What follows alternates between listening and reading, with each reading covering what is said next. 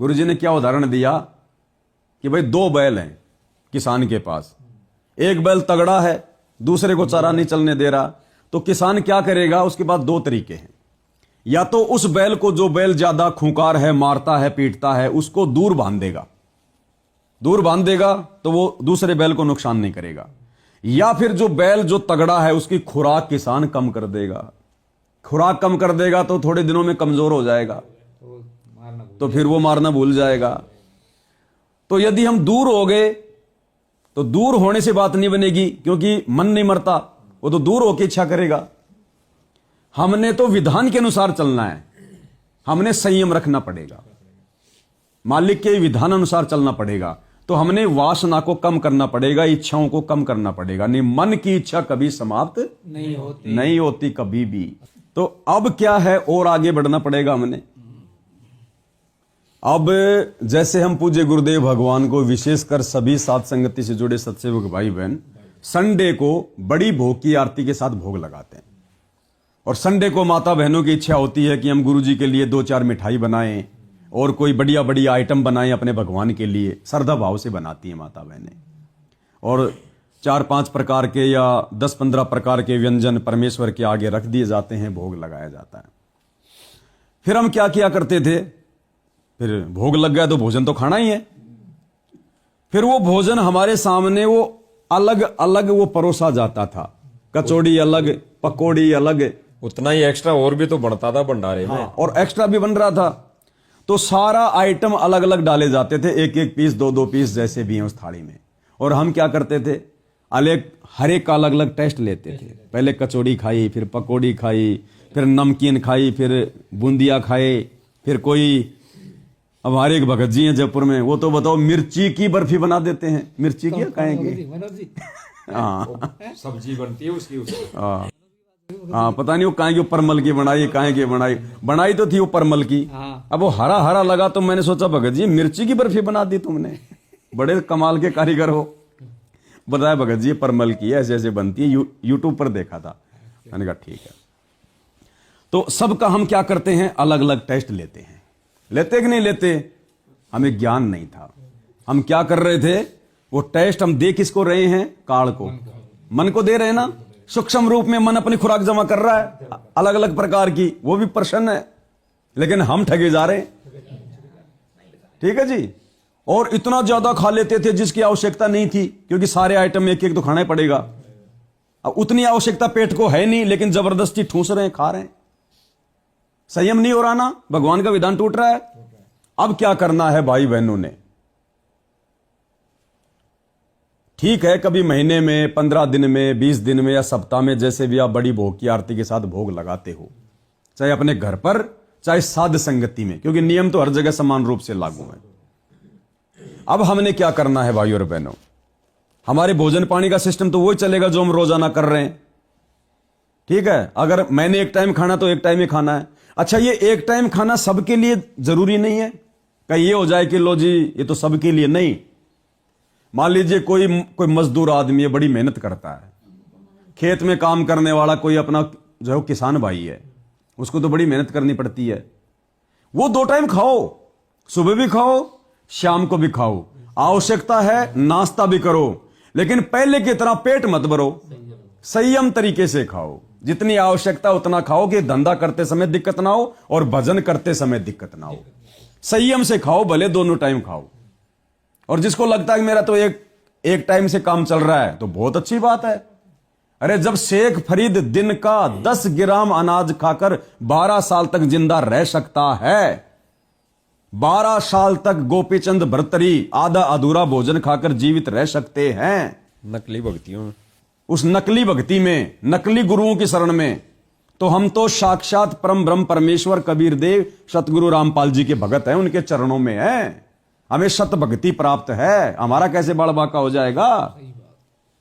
कैसे बाल बाका हो जाएगा? गुरुदेव ने क्या बताया शेख फरीद के बारे में कि पुण्यात्मों तुम विचार नहीं करते सत्संग सुनकर।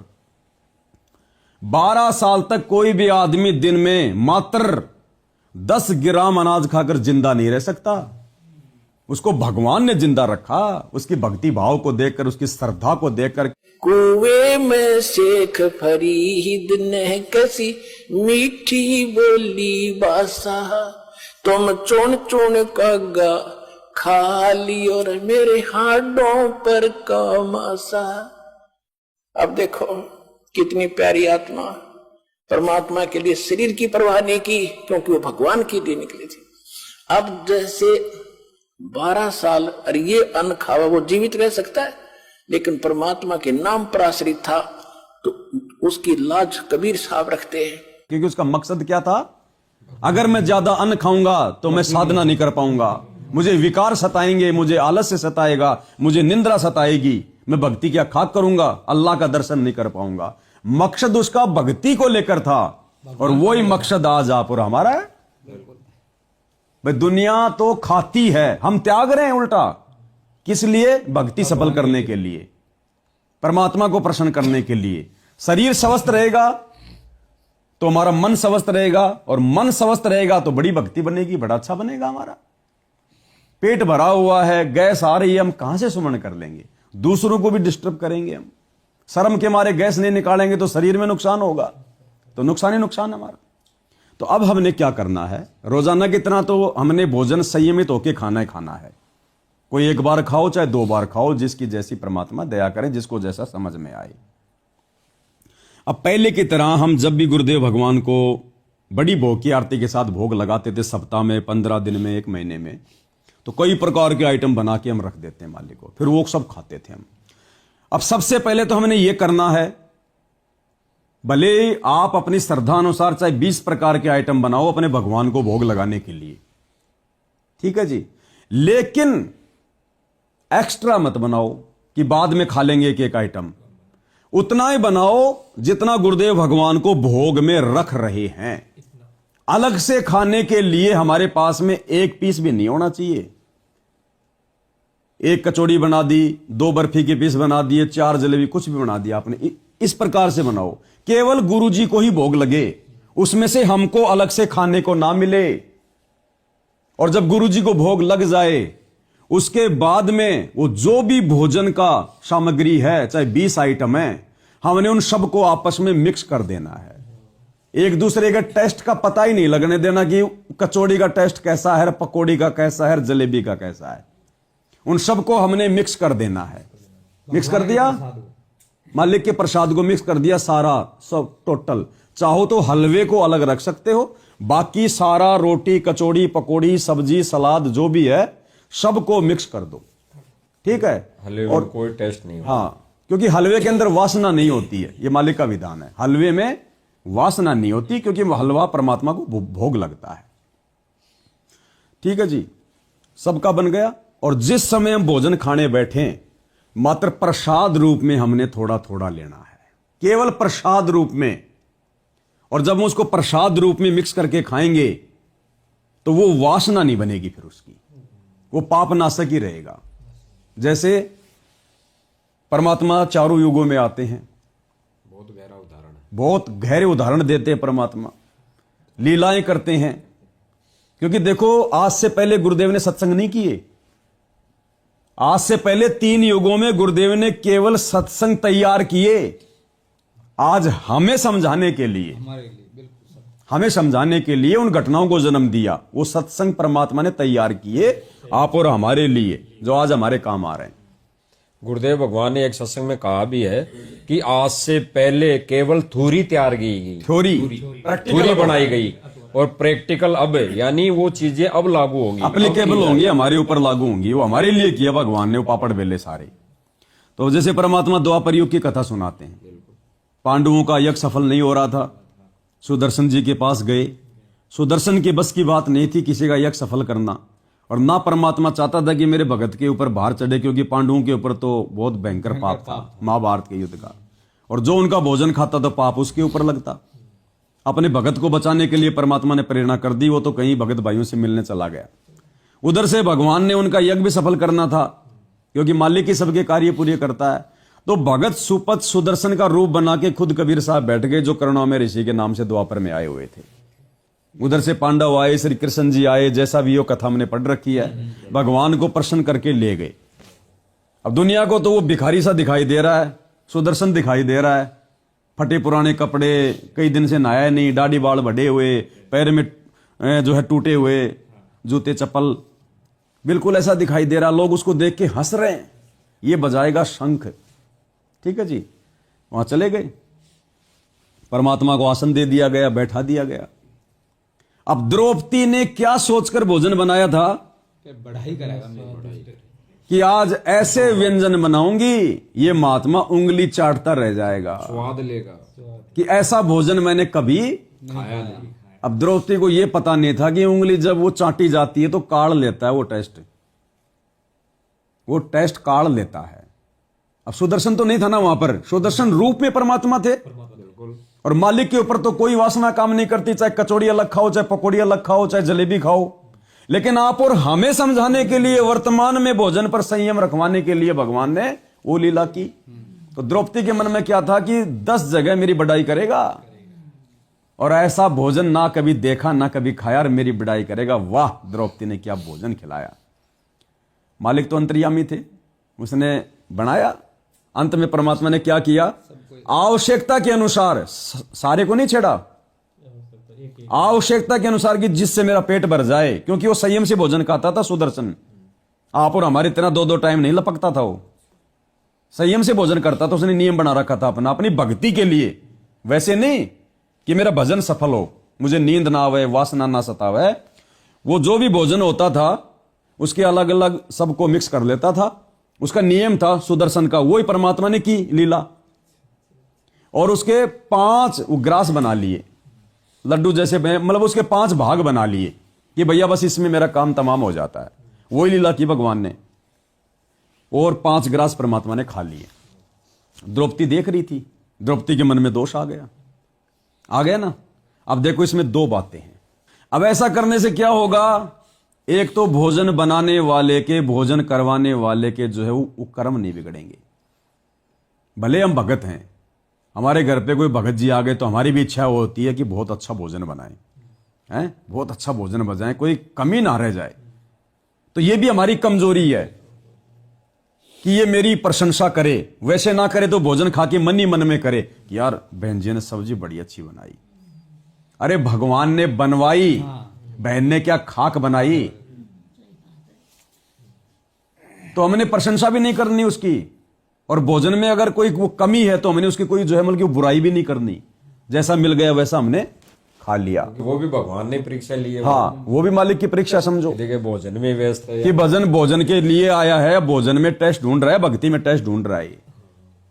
तो इससे क्या होगा, बनाने वाले के मन में फिर दोबारा कभी ये नहीं आएगा कि मैं बहुत अच्छा बनाऊं, ये करूं वो करूं। वो सिंपल तरीके से बनाएगी कि यहां पर कुछ वाह वाही तो मिलनी नहीं है, तो उसके भी कर्म बिगड़ने से बचेंगे। दूसरा, परमात्मा ने क्या उदाहरण दिया, हमें क्या समझाना चाहा कि आज तो मैं ये अलग अलग खा लूंगा, कचौड़ी, पकौड़ी, समोसे, जलेबी। अब आज तो मेरे को मिल जाएगा ये, और मन को आनंद भी आ जाएगा, मन की खुराक भी तैयार हो जाएगी। कल को जब वापस मेरी झोपड़ी में जाऊंगा, मैंने तो वही खिचड़ी खानी, फिर ये मन कहेगा बेटा कचौड़ी नहीं आई, पकौड़ी नहीं आई, अरे जलेबी बना ले, उसने बहुत अच्छी बनाई थी। हमारा मन भटकाएगा, हमें भटकाएगा, ये तरह तरह की इच्छाएं जागृत होंगी। तो ये 2 प्रकार से हमारा यहां पर बचाव हो जाएगा। और संयमित भोजन हो गया, काल की वासना जमा नहीं हुई, मन में तरह तरह की इच्छा उत्पन्न नहीं हुई। जैसे हमने खाई कचौड़ी में टेस्ट नहीं आया, बर्फी खाई और ये अच्छी है, 2 बर्फी खा ली, हमने कचौड़ी का अनादर कर दिया। वो भी तो मालिक का भोग था, वो अच्छा क्यों नहीं लगा। मन में ये आना कि ये ज्यादा टेस्टी नहीं है, इसका मतलब आपने भोग भगवान के लिए नहीं लगाया, पाप नाश करने के लिए नहीं लगाया, तूने तो तेरे टेस्ट के लिए लगाया। नहीं, भगवान को भोग चाहे जहर में लग जाओ, मीरा तो जहर भी पी गई तो वो भी उसको मीठा लगा। पीवत ही लागया अमृत हो गया शरद ही आरे, भोगेगा अपना किया रे, पावेगा अपना किया रे। मीरा को तो जहर भी जो है मतलब वो शहद के समान लगा, अमृत के समान लगा, क्योंकि उसने भाव से लगाया था, टेस्ट के हिसाब से नहीं लगाया। तो ऐसे हम भगत जी इस भक्ति मार्ग पर हम बचेंगे। तो अब हमने यही करना है भगवान के लिए चाहे 20 आइटम बनाओ, लेकिन रोज बनाने की जरूरत नहीं है हमारा समय, क्योंकि हमने तो समय बचाना ना। समय बचाने के लिए तो भोग लगाना थोड़ा कर रहे हैं, खाना खाना थोड़ा कर रहे हैं। तो रोजाना हमने ये आइटम फाइटम तैयार नहीं करने। जब कभी भगवान को भोग लगे, हर संडे को अगर बड़ी भोग की आकृति के साथ भोग लग रहा है तो हर संडे को भी बनानी जरूरी नहीं है, भले महीने में एक बार बना लो। भगवान भक्ति से मर्यादा से ज्यादा प्रसन्न होगा, 36 प्रकार के व्यंजनों से नहीं होता। परमात्मा कहते हैं व्यंजन 36 वो ना चावे, जो मिल जावे रुचि रुचि खावे, भावले देख प्राणी के। फिर भी यदि हम लगा रहे हैं तो लगाने का मकसद अपना पेट भरना, अपनी इच्छा पूर्ति करना नहीं होना चाहिए। भगवान के विधान के अनुसार लगाओ, उतना ही आइटम बनाओ जितने तुम्हें एक्स्ट्रा खाने के प्रसाद के रूप में साथ संगति में हो, उतना ही बनाओ। सब भाई बहनों को आखिर में मिक्स करके प्रसाद रूप में दे दो। अलग से भंडारे की थाली में कोई जलेबी पकौड़ी कचौरी बचना ही नहीं चाहिए, और ना किसी ने खाना। ऐसे ये काल मरेगा धीरे धीरे धीरे धीरे, ऐसे ये वासनाओं से दूर होगा। और जब इसकी खुराक बंद हो जाएगी सूक्ष्म शरीर में, तभी तो ये हमें छोड़ेगा, तभी गुरुजी हमें अपनाएंगे, तभी हमारा भाव बनेगा। अब ये क्या करेगा जब इस प्रकार से हम शुरू करेंगे ये जी। इसी उदाहरण में दो चीजें तो क्लियर करिए परमात्मा ने, कि एक तो द्रौपदी के बनाए हुए जो व्यंजन थे 36 प्रकार के 56 प्रकार के, वो टेस्ट खत्म किया भगत का, वो मन की वासना खत्म की परमात्मा ने। क्या करके उनको मिक्स करके 5 ग्रास बना के उनका टेस्ट ही खत्म कर दिया। यानी उसका टेस्ट नहीं लिया। अब परमात्मा को तो जरूरत थी नहीं ना। तो ये उदाहरण हमारे लिए ठीक है। दूसरा, परमेश्वर ने एक और उदाहरण दिया हमारे लिए इसी में। इसको लेकर द्रौपदी के मन में दोष आया, और वो कृष्ण भगवान ने कहा कि भाई परमात्मा को तूने नाराज कर दिया, तूने तो मन में दोष लागे पाप इकट्ठा कर दिया, यानी नाराज कर दिया, दुखी कर दिया। अब खुश करने का तरीका क्या बताया कि द्रौपदी चरण धो महापुरुष के। इस महापुरुष के चरण धोने से खुश होगा। तो ये प्रक्रिया परमात्मा ने साथ संगति में चालू करवाई। उस भोजन भंडारे का भोग लगाने से भी पाप कर्म नाश हो गए, और उधर से मालिक के चरण धोकर चरणामृत पीने से भी मन का दोष और ये पाप कर्म नाश हो गए। हम तो दोनों कर रहे हैं। वो किया परमात्मा ने, ये तो चरण धो के द्रौपदी ने पिया, और फिर कृष्ण जी ने भी पिया। तो अब हमने इस प्रकार से इस भक्ति मार्ग पर संयमित होकर चलना है, हर प्रकार से अपनी आत्मा के कल्याण को ध्यान में रखकर चलना है। हाँ, थोड़े दिन ये मन अंगड़ाई लेगा, क्योंकि आदत पड़ी हुई है ना 2 टाइम खाने की, हैं? खाने की आदत पड़ी हुई है ना, और 2 टाइम भी खा रहे हैं तो भरपेट खाने की आदत पड़ी हुई है। तो अब हमने ये गलतियां नहीं करनी है। जो 1 टाइम खाना चाहता है 1 टाइम खाओ, फिर शाम का जब टाइम हो जाए तो मन एक बार बकवाद करेगा, रसोई से महक आ रही है, हैं? या और कोई आइटम देख लिया, तो मन तो दौड़ेगा। मन की तो आदत है हमारे कर्म फुड़वाने की, लेकिन फिर हमने संयम रखना पड़ेगा। और 5-7 दिन जब हम थोड़ा संयम रख लेंगे, थोड़ी हिम्मत कर लेंगे, तो फिर ये धीरे धीरे मर जाएगा कि अब तेरे को नहीं मिलने वाला, क्यों फालतू में अपना दिमाग भी खराब कर रहा है। फिर ये धीरे धीरे सेट हो जाएगा। और नाश्ता अगर बनाना जरूरी है तो जरूरी नहीं है कि सुबह नाश्ते के साथ हलवा बनाओ, कोई जरूरी नहीं है। जैसा नाश्ता परमात्मा ने बनवा दिया परिवार के लिए, सबसे पहले वही भगवान को भोग लगा दो, उसी से अपना बात बन जाएगी। बाकी समय अब ज्यादा ज्यादा भगवान की भक्ति में। अब देखो परमात्मा हमें कई प्रकार से समझाते हैं। काफिर के अंग में परमात्मा क्या कह रहे हैं? वो काफिर जो अणभावत खावे, अणभावत यानी ज्यादा खा, भूख से ज्यादा खा रहा है, टेस्ट के चक्कर में पेट भर रहा है फालतू में, अनाज का जो गोबर कर रहा है, गुरुजी ने बताया वो ढेढ़ आदमी है, काफिर है, नीच आदमी हो। भजन भी भंग होगा, शरीर भी दुखी रहेगा, अंगड़ाई टूटेंगी, नींद आओगी, वासना जागेगी। तो मालिक ने उसको ढेढ़ बताया। वह काफिर अनभावत खाई, वह काफिर गण का गलवाही। वह काफिर जो अनभावत खाई, जो जैसे पहले क्या हुआ करता है, ये जो आपस के नोते कम हो गए, क्या हुआ करते कि दूसरे का नोता होता ना, का शादी है या कुछ, उसने भेजा करते 2 अच्छा दड़ी पक्का खावे। कुछ एक लोग सभी नहीं होते थे, तो कहते हैं वह काफिर अणभावत खाई, जो खाम खा सूड़ तो कहते हुए भी 1.5 आदमी होते हैं जिन्हें अपने खाने का बिना बेरा। तो भले 2 टाइम खाओ, लेकिन संयम से खाओ, जो भगवान का विधान कह रहा है, परमात्मा की वाणी कह रही है। और भगत जी, हमने इसी प्रकार से धीरे धीरे अपनी वासनाओं को शांत करना है। पहले परमात्मा ने विषय वासनाओं को लेकर सारी चीजें मालिक ने समाप्त करवाई, क्योंकि वो काल की खुराक। अब जैसे आपने जैसे बीच बीच में यही उदाहरण आ रहा है कि काल की खुराक, मन की खुराक, तो कई भाई बहनों को इसका भी पता नहीं कि भाई गुरुदेव भगवान ने तो एक सत्संग में बताया कि तपत शिला पर उस प्राणी को बूंदा जाता है उसकी वासना लेने के लिए। और गुरुजी ने ये भी बताया जो दारू पीता है, मीट खाता है, यानी 36 प्रकार के मतलब अलग से ये जो खाना पीना करता है, व्यंजन मालिक कहते हैं मतलब जिसमें जितनी ज्यादा वासना होती है तपत शिला पर उसको उतना ज्यादा लंबे समय तक भुना जाता है। तो ये नहीं कि यहाँ पे ये नहीं कि मीठा खाना भी वासना नहीं है, मीठे का भी तो स्वाद लेगा वो, तो उसको कम बूंदा जाएगा। तो यही तो खुराक कम करनी है, यही करना मैंने भाई। चाहे मीठा हो, चाहे तीखा हो, चाहे खट्टा हो, वो वासना ही है। और ज्यादा तीखा ज्यादा मीठा खाना वैसे भी शरीर के लिए हानिकारक ही है। ज्यादा भोजन करना वैसे भी शरीर के लिए हानिकारक है।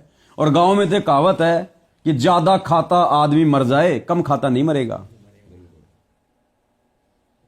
डॉक्टर भी सलाह देते हैं बीमार आदमी को भी, हम तो समझते हैं, बीमार को भी कहता भैया भोजन कम कर, एक टाइम कर, दाल का पानी पी, ये खाली करे कोठा पहले भर रखा तूने। अब तो जगत भी बोलता है कि भाई व्रत क्यों करते हो, भगवान तो हम दिखता ही नहीं है, कि यार पेट का संयम हो जाता है, ये जवाब देते हैं। तो इस प्रकार से भाई और बहनों, हमने गुरुदेव भगवान के आशीर्वाद से ये करना है।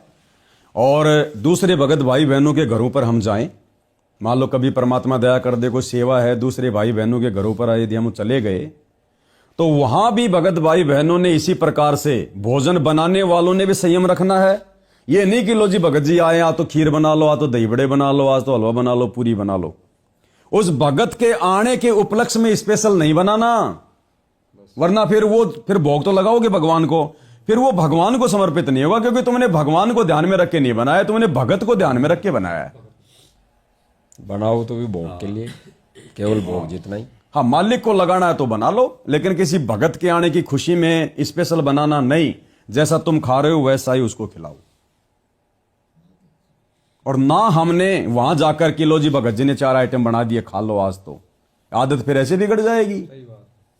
उसी समय हमने, जैसे आपके घर पर आए, हमने 2 अचार निकाल दिए कि भैया जो परमात्मा ने जो दया करी है वही खाएंगे भाई, सीधा सादा।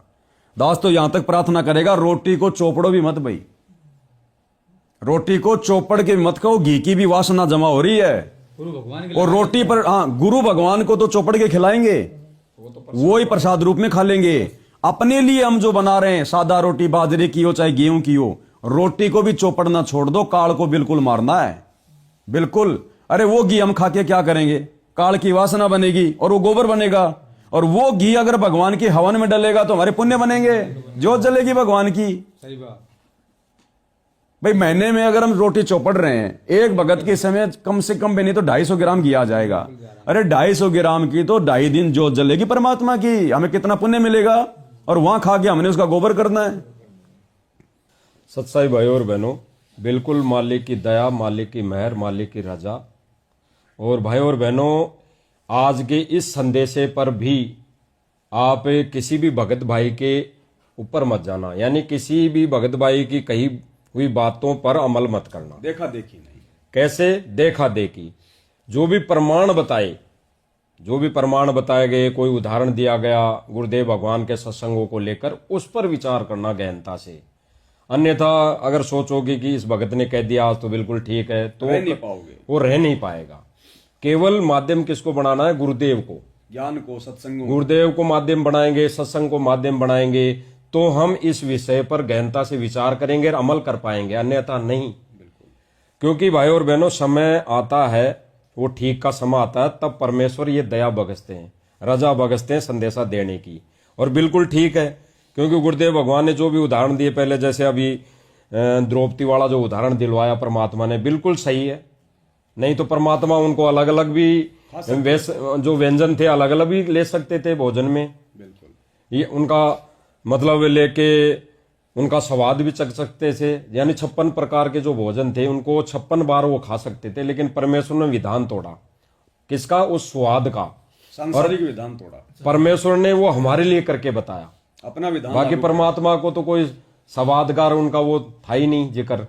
और फिर परमेश्वर ने जो मिक्स करके जो हमारे को बताया, जो भी आइटम बने उनको मिक्स करके दिया, तो स्वाद यानी उन व्यंजनों का जो भी तीखापन था, स्वाद था, खाटापन था, मीठापन था, वो खत्म किया। यानी वो हमारे लिए कि उनमें अलग अलग लेने से हमारे अंदर मन में जो विकार उत्पन्न होंगे या मन की जो वासना है वो जागृत होगी उस स्वाद को लेके, वो परमात्मा ने तोड़ा। तो यही संदेशा आज परमेश्वर ने दिलवाया है नियमित बनाकर। बिल्कुल 100% सत्य है और आज की बात नहीं है भाई और बहनों। जैसे दास कई बार कहता है कि परमेश्वर ने जो दरबार है दास के घर में, तो परमेश्वर ने सिंगल फोटो बहुत पहले ही करवा दी थी। ऐसे ही परमेश्वर ने आज से नहीं भाई और बहनों, ये जो संयम, ये भोजन भंडारे का संयम परमेश्वर ने तो दास से तो सालों पहले ही करवा रखा था। एक ही टाइम भोजन करता था, और अगर 2 टाइम भी कर लिए, नियम तो था नहीं। जैसे आज जो संकल्प की बात आई, वो संकल्प ऐसा नहीं था कि मुझे ऐसा करना ही है, वो संयम वाली बात है। दास दो टाइम लेता था तो एक रोटी। तो बहुत पहले ही, अभी बीच में जैसे ही कुछ हुआ, साथ संगतियों में जाना हुआ, तो वही जो से अलग अलग पकवान बनता, फिर पुरुषगारी करना अलग अलग व्यंजनों की, तो अलग अलग स्वाद लेना, तो वो ज्यादा हो गया था। ज्यादा होने से दास को भी पता लगा कि भक्ति नहीं बन पाई, सुमरण नहीं हो पा रहे, और भक्ति में मन नहीं लग रहा, खड़ा नहीं हो पा रहा, खड़ा होकर आरती नहीं कर पा रहे। तो वो सारा सिस्टम हो गया था। फिर से परमेश्वर ने फिर वही प्रेरणा की कि भाई ऐसे भक्ति नहीं बनेगी। जैसे पहले भक्ति परमेश्वर ने करवाई, जो संयम रखवाया, वैसे वापस करना पड़ेगा। फिर दास ने जैसे संयम रखा है, भगत जी के भी विचार सामने आए, भगत जी ने भी संयम रखा इन चीजों पर। तब परमेश्वर ने वास्तव में ये प्रेरणा की कि वास्तव में भक्ति को अगर महत्व देना है, भक्ति को सर्वप्रथम लाना है, भगवान को सर्वप्रथम अगर रखना है, तो भाई संयम रखना पड़ेगा खान पीन पर। और खान पीन पर संयम रखेंगे तो सारी क्रियाएं, हम इस भक्ति की जो भी क्रियाएं हम कर पाएंगे, सुचारू हो पाएंगे। तो इसमें भाई और बहनों कोई मैनमेक नहीं, कोई त्रुटि नहीं, बिल्कुल 100% सत्य है। अब मानना और विचार करना वो आपके ऊपर निर्भर करता है, आपके ऊपर है। बाकी किसी के ऊपर कोई दबाव नहीं है, प्रेशर नहीं। यहां पर तो केवल संयम रखने की बात है। अगर आप 4 टाइम खा रहे हैं, बिल्कुल 4 टाइम खाओ, लेकिन ये नहीं कि फिर 4 टाइम खा रहे हैं तो 5 किलो अनाज खा रहे हैं हम, और फिर भक्ति नहीं बन पा रही है। जैसे भाई और बहनों सात संगति का ही ले लेते हैं हम थोड़ा उदाहरण, जो परमेश्वर ने सात संगतियां शुरू करवाई और भक्ति का विधान बताने के लिए, भक्ति क्रिया सुचारू रूप से चालू करवाने के लिए परमात्मा ने सात संगति करवाई। इसमें जैसे परमेश्वर को भोग लगाने की जो विधि बताई गीता अनुसार कि भोग लगाकर ये अन्न ग्रहण हमारे को करना चाहिए, तो जैसे ही वहां पर सात संगति में भी व्यंजन बनने लगे, बन रहे हैं। अब तो खैर कम हो गया, बिल्कुल कम हो गया। तो व्यंजन हो गया, सुबह उठते ही नित्य नियम किया। नित्य नियम होते ही माता बहनें रसोई में लग जाती हैं, क्योंकि उनको व्यंजन बनाने होते हैं। तो 10 बजे तक भोजन भंडारा वो व्यंजन बनाएंगी, फिर उसका भोग लगाएंगे, 10-12 बज जाएंगी। फिर दूसरा ये भगत जी, अब माता बहन तो बना रही है भोजन, रसोई में कभी बर्तन खड़ा कर रहे हैं, कभी छूकन लग रहा है, कभी वो आ रही है, बाकी भगत भी बैठकर सुमरण नहीं कर पाते ध्यान से, नहीं कर पा रहे उस शोर शराबे में। किस वजह से कि वहां पे वो जो भी बर्तन है, वो माताएं बहनाएं काम कर रही हैं, वो बज रहे हैं, आवाज आ रही है, छूकन लग गया, छींक आ रही है, बिल्कुल नहीं कर पा रहे हैं, मतलब भक्ति नहीं कर पाए। फिर जैसे ही भोग लग गई, फिर रमेणी हो गई, असून निकंदर रमेणी हो गई, फिर माता बहनें फल फ्रूट के प्रसाद में लग जाती हैं, मतलब 5-7 प्रकार के जो भी लाएंगे, फिर उनमें लग जाती हैं, आधा 1 घंटे तक वो बनाएंगी। तो उनका समय, यानी वो भक्ति नहीं कर पाती हैं।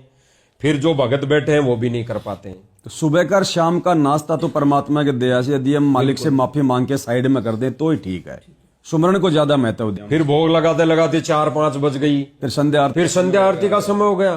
फिर संध्या आरती में आधा घंटा वो भोग की, मतलब जो आरती की थाली है वो तैयार करने में लग जाएगा। यानी कहने का मतलब है कि ऐसा करने पे सुमरण यानी भक्ति नहीं होना, अभी तक मालिक ने जो करवाया बहुत अच्छा करवाया, हमारा मतलब अभ्यास करवा दिया, लेकिन अब हमने सुमरण को ज्यादा महत्व देना है और विधान को फॉलो करते हुए 1 या 2 समय जब आप भंडारा बनाओ उसी का भोग लगाओ। दूसरा, हलवा राम भी दोनों समय के भंडारे के समय बनाना जरूरी नहीं है। आप चाहो तो सुबह के समय परमात्मा को हलवा राम का भोग लगाओ उसके साथ भंडारे के साथ में। शाम को जो हम भंडारा परमात्मा को दे रहे हैं उसमें हलवा राम बनाना विशेष कोई जरूरी नहीं है। चाहो तो बना भी सकती हो, ना बनाओ तो कोई दिक्कत नहीं है। ये परमेश्वर के भक्ति और विधान और मर्यादा में संयम नहीं हो रहा, ये अपने लिए संयम हो रहा है, ये अपने लिए हो रहा है। भगवान को भोग लगाओ, अगर अपनी इच्छा है तो पहले भगवान को भोग लगाओ, अगर भंडारा बना भंडारे को लगाओ। अगर सेवा हमारी वही बन रही है जहां पहले हम 2 टाइम परमात्मा को मतलब नाश्ता बना रहे थे सुबह और शाम का, अब नाश्ता नहीं बनाएंगे तो बैठ के भगवान का या तो मतलब सत्संग सुनेंगे या सुमरण करेंगे, तो सेवा तो हमारी वही बन रही है ना। वही है, व्यर्थ की मेहनत बच जाएगी, सेवा हमारी वही हो रही है, सुमरण ज्यादा काम करेगा फिर हमारा। केवल अपने लिए संयम करना है, बाकी तो भगवान के लिए तो जैसे सुबह किसी को जल्दी जाना है तो नाश्ते का लगाए, नाश्ता बनाओ लगाओ, इच्छा तो खाओ लेकिन संयम से खाओ, लगाओ जितना अपन ले सकते हैं। जो परमेश्वर के विधान का अनादर भी नहीं होगा, परमेश्वर की दी हुई यानी अंजल उसका अपमान भी नहीं होगा, तो इतना ही हमें करना चाहिए। बाकी तो देखो सबके अपने अपने विचार है। बाकी जो हमारे को परमात्मा ने दिखाया, बुद्धि दी, जो परमात्मा ने प्रेरणा की, वो पहले हमने शुरू किया बहुत दिनों से, और अब परमेश्वर ने ठीक का जब समय आया तो ये जगह जगह देखा भी, ये भगत जी ने भी देखा होगा, सब ने देखा होगा, दास ने भी देखा कि हम सब इन्हीं में उलझ पुलझ रहते थे, सात संगति में बस वो बनाने में लगे रहते थे।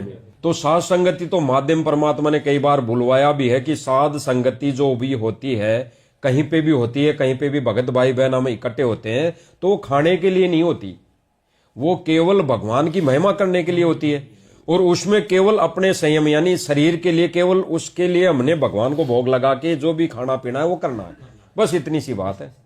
तो ये परमेश्वर ने बहुत बड़ी दया की है भाई और बहनों वर्तमान समय में, और इस ठीक के समय में जो परमेश्वर ने आज ये संदेशा दिलवाना है और दिलवाया है। मुसलमान धर्म में गुरुदेव ने बताया जो ये रोजे शुरू हुए हैं, रोजे मतलब 1 महीने तक केवल 1 टाइम खाना, तो गुरुदेव ने क्या कहा कि ये नियम तो मोहम्मद जी ने बहुत ही अच्छा बनाया था, 1 टाइम का, इससे भक्ति भी बनती है, 1 टाइम का संयम रहता है, शरीर स्वस्थ रहता है, ये बहुत अच्छा था। लेकिन भक्ति उनके पास में शास्त्र अनुकूल नहीं थी, जिस कारण से वो शरीर स्वस्थ करके भी क्या फायदा किया। तो अब हमें भक्ति सही मिल गई, और अब हम जब ये रोजे करेंगे, अब वास्तविक रोजे तो हम करेंगे, अब भोजन पे संयम करना वास्तविक रोजा है ये, अब हमें इसका भरपूर फायदा मिलेगा। दूसरा एक चीज और है, अब हम भगत भाई बहनों ने डिमांड बिल्कुल भी नहीं करनी कि जी आज तो जलेबी बना लो, आज तो, क्योंकि वो तो कौन करवा रहा, डिमांड है, मन करवा रहा है ना, तो मन के अनुसार ही तो नहीं चलना। मन के मते ना चालिए, मन के मते हजार, और ले डूबेगा दरिया में जावे हाथ से छूट, मालिक की वाणी है ना। अब मन के मते नहीं चलना, हमने डिमांड नहीं करनी। और भगत जी आप देख लेना, यदि हम अपनी इच्छा को मारेंगे तो परमात्मा को तो पता ना कि बच्चा भक्ति के लिए इच्छा मार रहा है, वो घर के अन्य सदस्यों में माता बहनों में प्रेरणा करके वो चीज कभी न कभी जरूर बनवा देगा, क्योंकि माता बहनें क्या सोच के बनाएंगी कि भगवान को भोग लगाएंगे। तो वो माता बहनें चाहे खीर बनाओ, चाहे हलवा बनाओ, चाहे वो जलेबी बनाओ, चाहे दही बड़े बनाओ, चाहे वो जो है वो लड्डू जलेबी बनाओ, परमात्मा उनसे जरूर बनवा देगा। लेकिन वो बनाएंगी क्यों? भगवान को भोग लगाने की स्थिति से, अपनी इच्छा पूर्ति के लिए नहीं बनाएंगी वो। लेकिन परमात्मा धीरे धीरे फिर सबकी इच्छा भी पूरी करवा देगा, और काल की वासना को भी शांत करवा देगा, और हमारा विधान भी जो है वो बना रहेगा। भक्ति का जो विधान है गुरुदेव भगवान ने हमारे को दिया वो बना रहेगा। तो बिल्कुल भाई और बहनों, ये बिल्कुल जो आज का जो परमात्मा ने संदेशा दिलवाया है भगत समाज को, खास तौर से साथ संगति वालों को, तो बिल्कुल 100% सत्य है। अब आपने विचार करना है, जरूर नहीं कि आज ही हो गया, आज ही कर ले, विचार करना, परमेश्वर से प्रार्थना करना। आप चाहे 10 दिन बाद करो, लेकिन पहले विचार करो। जरूर कोई संकेत देगा। केवल इस वीडियो को देखकर जल्दबाजी में कि लो जी भगत जी ने कह दिया, नहीं, भगत जी ने कह दिया और यदि आपने कर लिया गलत हो जाएगा। विचार करो कि भगवान ने जो कहा है, जो भगत जी ने बताया है, जो प्रमाण दिए हैं, उस आधार से जब तक हम नहीं चलेंगे तब तक बात नहीं बनेगी।